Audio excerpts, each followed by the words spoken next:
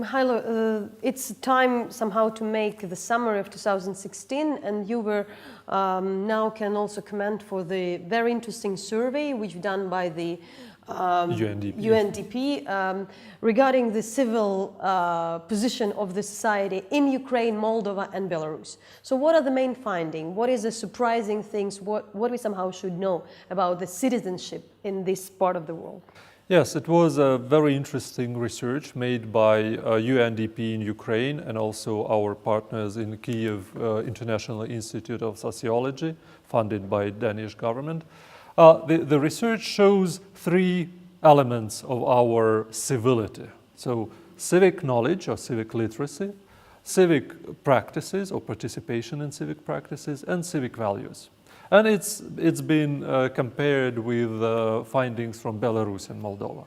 So we, as Ukrainians, we really have problems with understanding our rights. So civic rights, civic liberties are understood as the liberty for job or for work placement, for participation in elections, and having good access to education and medical services.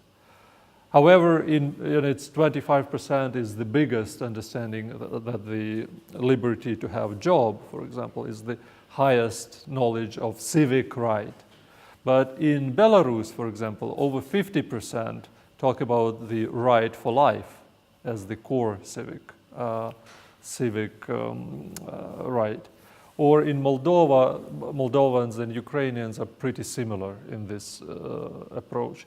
So in a way, my interpretation here is that those nations that were gone through the war actually have a different understanding what the right to life is.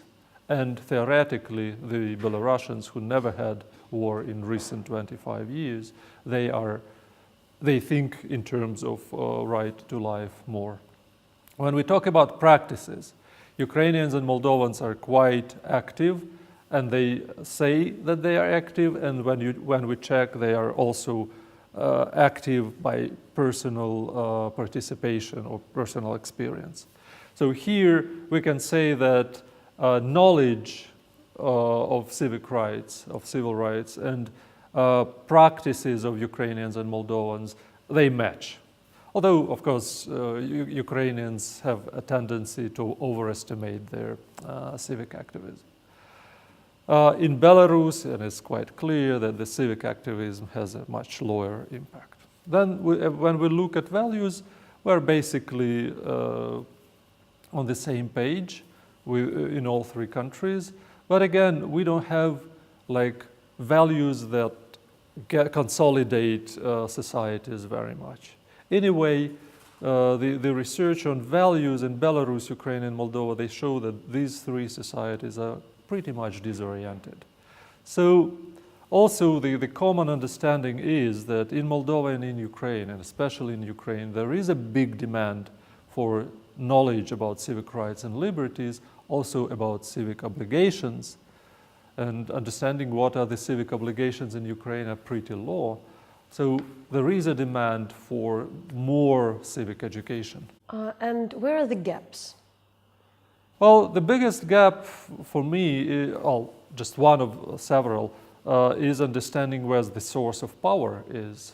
So when sociologists were asking Ukrainians who or what is the source of power, Ukrainians were split into two-thirds. One-third was saying that it's people, it's the people, so according to constitution. The others were saying that it's president. And sociologists were saying, okay, this group that was saying, this one-third of nation that was saying that the president is the source of power is wrong. But maybe they are realists and they assess the situation the way it is. So, what makes you concerned and what makes you hopeful for this time, for the next year? Well, for me, the hope is that there is a demand for knowing more, but there's no supply, and this makes me, concerned. First of all, we definitely, the intellectuals, intelligentsia in Ukraine must provide supply to this demand, we have to go to people and to be more active in disseminating information about basic rights and liberties and basic civic obligations. Besides this particular research, I know you also were studying and learning more about this kind of pretty unknown data about the public opinion in the occupied territories of Donbas, of the Ukrainian East, and also the front line. There was no much comprehensive studies. So what we need to know about how do people feel about the current thing, how radical they are, how ready are they for any kind of a dialogue, and what impacts their attitude. Right. Well, from the polls and researches that were recently made but not yet published, they show that the population of Donbas is split in two groups, those who live under control of separatists and those who live within Ukraine.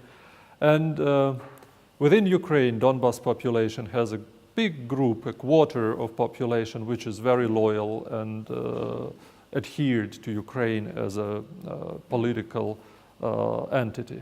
But there's also a pretty big group of population, about 20%, 1/5, that is quite pro-Russian. And in between of these two groups, there's this the group of people who tend to hide their opinions, they want to survive, and who are very critical towards Kiev, towards Donbas, and towards Moscow. On the other side, on the territory controlled by separatists, we have about a quarter of those who support the local regime. There's also about 17%, 16, a little bit less than 1/5 of population that is very much pro-Ukrainian. So there's a base for us to go to outreach to these populations. But in between, it's about 60% of population are those who want to survive whatsoever and who are also very critical to whichever government they have experience of dealing with. So I read these figures as existence of a big resource for the future reintegration of Ukraine.